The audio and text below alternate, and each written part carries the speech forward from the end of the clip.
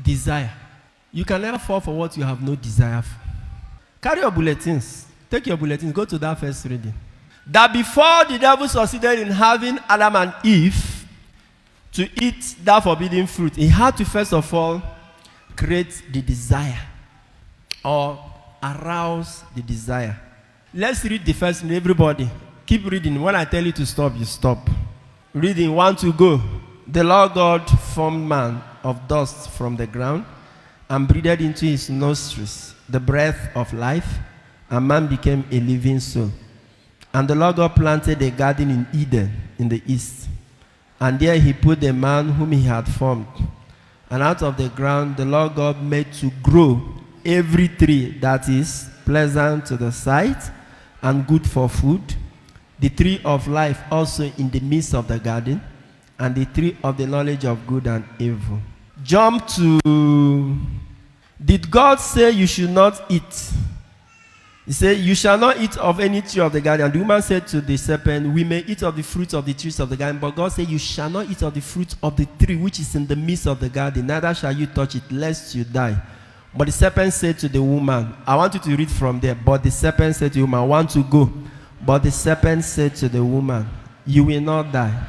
For God knows that when you eat of it, your eyes will be opened, and you will be like God, knowing good and evil. So when the woman saw that the tree was, and that it was and that the tree was to be. Now this tree has always been in the garden.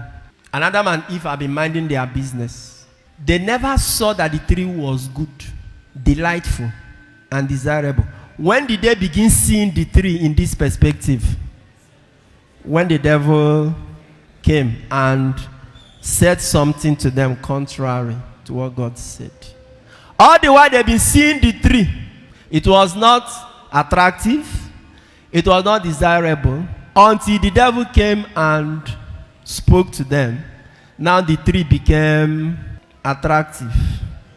And the woman saw that it was what? Desirable and good. So what has the devil succeeded in doing?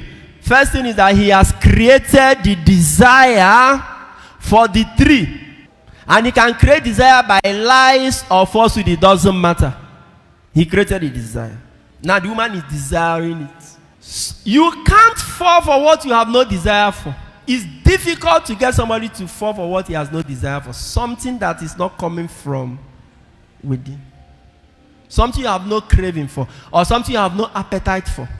For instance, those who don't take beer, he doesn't have the desire. The devil can never tempt the person with what? Drunkenness or beer. Or even if the person goes out in the company of his friends and they are drinking beer or champagne or the strongest thing, will the person be moved? The person is chilling with Amstel malt or water or Coke. If your friends are cruel except they will say, hey, barman, I better carry this woman, go put him for another table. He's spoiling our table. But for somebody who has already tested and desires beer, once a friend says, nah, more go drink. The first thing that comes to his mind, he will picture that, you know, those bubbles. Those tiny, tiny bubbles. And stuff like that. Those tiny bubbles, either by sight or by imagination. If you know what he does to a man who likes beer, but you who don't like beer, even if you see 10,000 of them, it does not do what? It does not make sense. So he has to put the desire. If you don't have the desire, you will hardly fall for it. And this is one of the biggest seeds of vulnerability to temptation. Unfortunately, Adam and Eve passed this innate desire to us. That's why their sin is called the original sin and the originating sin.